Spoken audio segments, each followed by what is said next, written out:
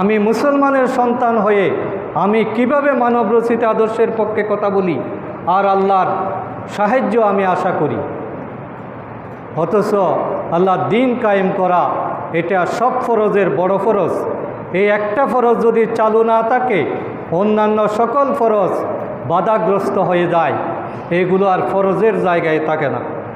আজকে আমাদের দেশে ইসলামিক হুকুমত না থাকার কারণে নামাজ নফল, রোজা নফল, হজ করা নফল, জাকাত দেওয়া নফল, এগুলো ফরজের পর্যায়ে নাই। যার ইচ্ছা সে দিচ্ছে, যার ইচ্ছা সে করছে।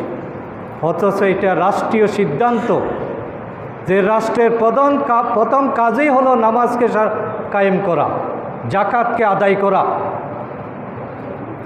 নামাজ এবং জাকাত এই দুইটা যদি কায়েম হয়ে যায়, একটা দেশের মধ্যে আর কোনো অন্যায় থাকতে পারে না।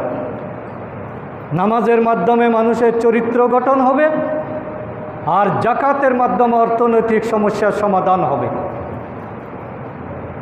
মানুষ অন্যায় করেতে দুই কারণে, নৈতিকতা না বুঝলে আর অর্থনৈতিক টানাপোড়েন থাকলে। অভাবে স্বভাব নষ্ট হয়, আর সঠিক এলম না থাকলে মানুষ অন্যায় করে। এই জন্য আল্লাযীনা ইন মাক্কান্নাহুম ফিল আরদ আকামুস সালাত ওয়া আতুজ যাকাত। দুনিয়ায় যদি আমি তাদেরকে রাষ্ট্র ক্ষমতা দিই, তাহলে তাদের প্রথম দায়িত্ব হলো নামাজকে কায়েম করা। নামাজ কায়েম করা মানে নামাজ পড়া না। আল্লাহ তাআলা কোথাও নামাজ পড়ার জন্য বলেন নাই। আমরা বলি নামাজ পড়তে যাই, কথাটা ভুল। নামাজকে কায়েম করার জন্য বলা হয়েছে। কায়েম মানে যেটা আমি পড়ব আরেকজনকেও পড়তে বাধ্য করব, নামাজের বাইরে কেউ থাকবে না। নামাজটা নামাজের জায়গায় অবস্থান করা।